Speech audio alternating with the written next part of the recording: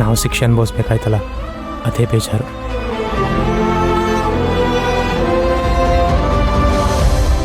ಇದು ಕಲಿಯುಗ ಅಲ್ವಾ? ಕೆಲವೊಂದ್ಸಲ ಈ ಮನುಷ್ಯರ ಮೇಲೆ ನಂಬಿಕೆ ಇಡೋದೆ ತಪ್ಪು ಅನ್ನೋದು ಅರ್ಥ ಆಗಿದೆ. ಏನಾದ್ರೂ ಸಾಧನೆ ಮಾಡ್ಬೇಕು ಅನ್ನೋ ಹುಮ್ಮಸ್ಸಲ್ಲಿ, ಜನರಿಗೇನಾದ್ರೂ ಮಾಡ್ಬೇಕು ಅನ್ನೋ ಹಂಬಲದಲ್ಲಿ ಕೆಲವ್ರದ್ದು ಬ್ಯಾಕ್ಗ್ರೌಂಡ್ ಅನ್ನೇ ವಿಚಾರಿಸದೆ ನಾವು ತಪ್ಪದಾರಿ ತುಳಿದು ಬಿಟ್ಟಿದೀವಿ.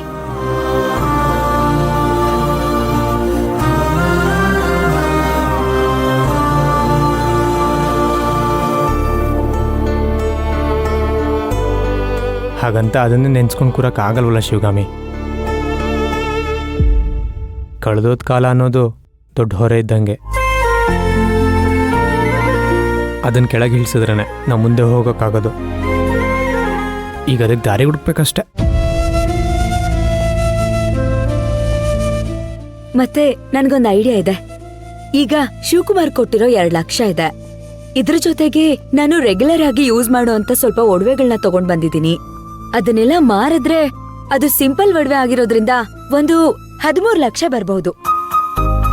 2 ಸೇರ್ಸಿದ್ರೆ 15 ಲಕ್ಷ ಆಗತ್ತೆ. ಒಂದು ಲಂಸಮ್ ಅಮೌಂಟ್ ಅಲ್ವಾ? ಇದನ್ನ ಇಟ್ಕೊಂಡು ಚಿಕ್ಕದಾಗಿ ಏನಾದ್ರೂ ಒಂದು ಬಿಸ್ನೆಸ್ ಶುರು ಮಾಡಬಹುದು. ಒಳ್ಳೆ ನಿರ್ಧಾರ. ಕೇಸ್ ಪಾಡಿ ಕೇಸ್ ನಡೀತಾ ಇರಲಿ, ಈ ಕಡೆ ನಾವು ಬಿಸ್ನೆಸ್ ಶುರು ಮಾಡಿ ನಿಧಾನಕ್ಕೆ ಬೆಳೆಯೋಣ. ನನ್ನ ಐಡಿಯಾನೂ ಅದೇ. ಹಾಗೆ ಮಾಡೋಣ ಅಶೋಕ್.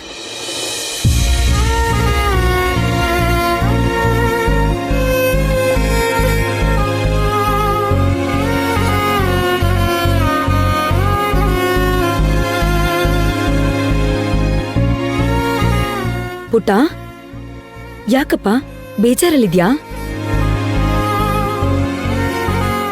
ಸ್ಕೂಲ್ಗೆ ಹೋಗ್ಬರೋದು ದೂರ ಆಯ್ತು ಅಂತ ಬೇಜಾರಾಗ್ತಿದ್ಯಾ? ಪ್ರಿನ್ಸಿಪಲ್ ಮ್ಯಾಮ್ ಅವ್ರ ಚೇಂಬರ್ಗೆ ಕರೆದಿದ್ರು. ಇನ್ ಮುಂದೆ ಸ್ಕೂಲ್ ನಮ್ದಲ್ವಂತೆ.